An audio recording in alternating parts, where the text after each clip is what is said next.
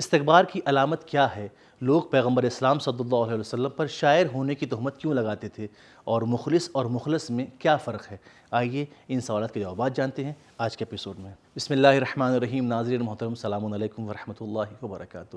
سبیل قرآن کے اس تفسیر پروگرام میں ایک بار پھر آپ سبھی کا استقبال کرتے ہیں۔ آج آپ کے سامنے سورہ صافات کی آیت نمبر 34 سے 44 تک کی تفسیر لے کر حاضر ہوئے ہیں۔ آئیے سب سے پہلے اس سورہ کی آیت نمبر 34 سے 38 تک کی تلاوت کو اس کے ترجمے کے ساتھ سن لیتے ہیں۔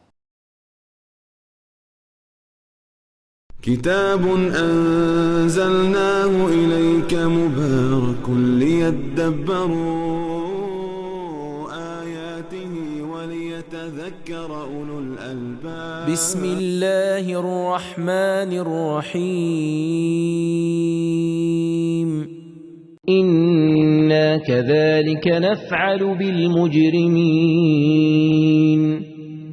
إنهم كانوا إذا قيل لهم لا إله إلا الله يستكبرون ويقولون أئنا لتاركو آلهتنا لشاعر مجنون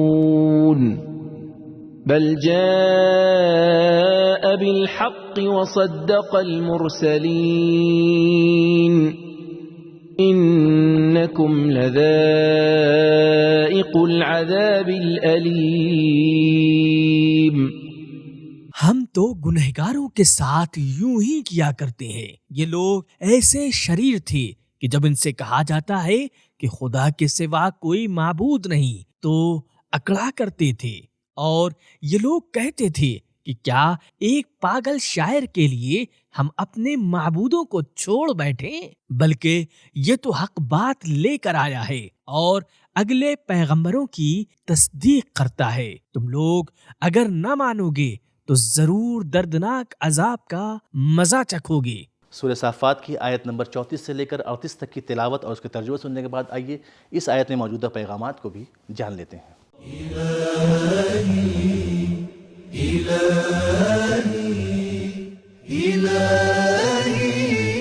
نمبر 1، مجرموں کو عذاب دینے کی اللہ کی سنت سب کے لیے ایک جیسی ہے۔ نمبر 2، عذاب کی جڑ انسانوں کے جرم ہیں۔ نمبر 3، مجرم کی علامت توحید کے مقابلے میں اکڑ دکھانا ہے۔ نمبر 4، انبیاء لوگوں کو اللہ کی طرف بلاتے تھے، اپنی طرف نہیں۔ نمبر 5، تہمت لگانا، توہین کرنا اور خرافاتی عقائد پر تعصب دکھانا استکبار کی علامت ہے۔ نمبر 6، تکبر انسان کی فکر کو خراب کر دیتا ہے۔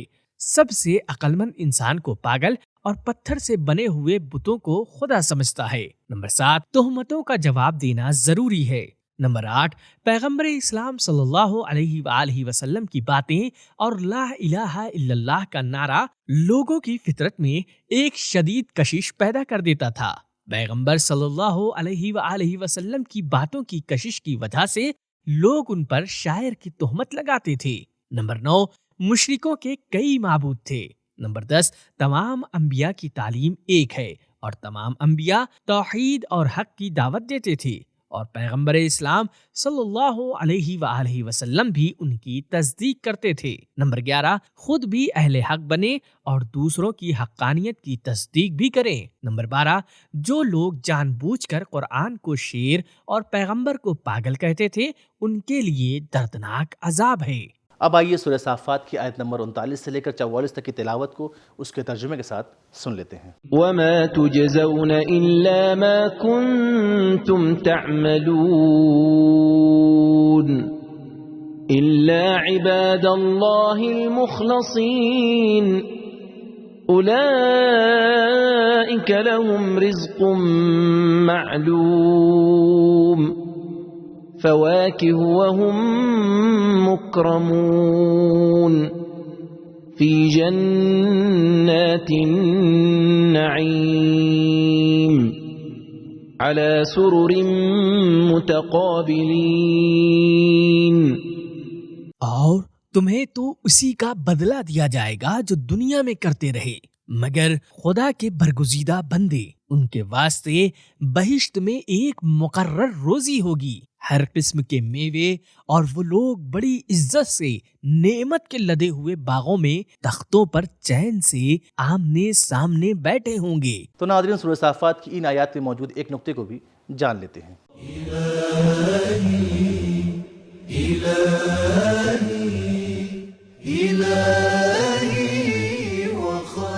مخلص ان لوگوں کو کہا جاتا ہے جو ہر طرح کے شرک، ریاکاری اور نفاق سے دور رہتے ہیں اور خود کو اللہ کا بندہ قرار دیتے ہیں، لیکن مخلص ان کو کہا جاتا ہے جن کے کمالات کی وجہ سے اللہ انہیں چن لیتا اور خالص کر دیتا ہے۔ سورہ صافات کی آیت نمبر 39 سے لے کر 44 تک کے ترجمے تلاوت اور اس کے ایک نقطے کو سننے کے بعد آئیے ان آیات کے پیغامات کو بھی جان لیتے ہیں۔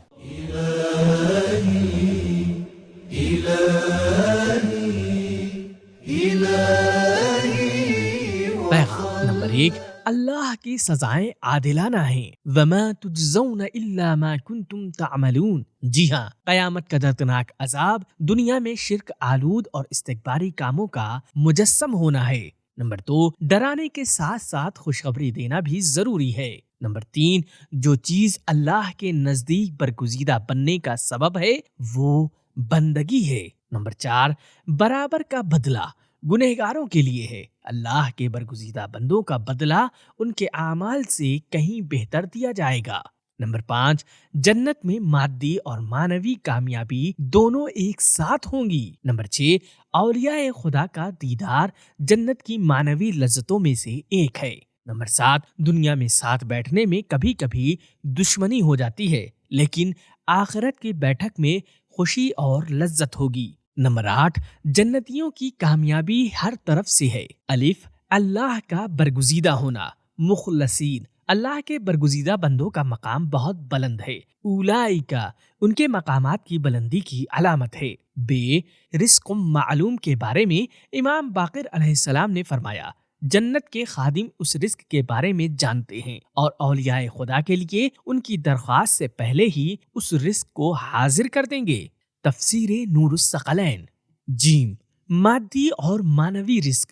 واقع وہم مکرمون۔ نمبر دال، اچھا مقام۔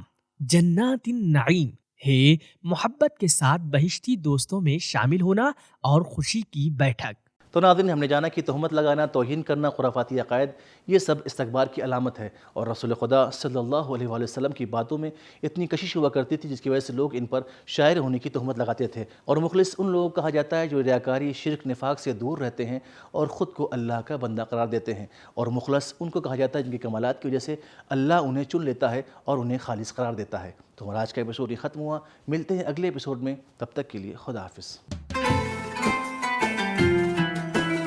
سبیل قرآن، قرآنی سماج کی پہچان۔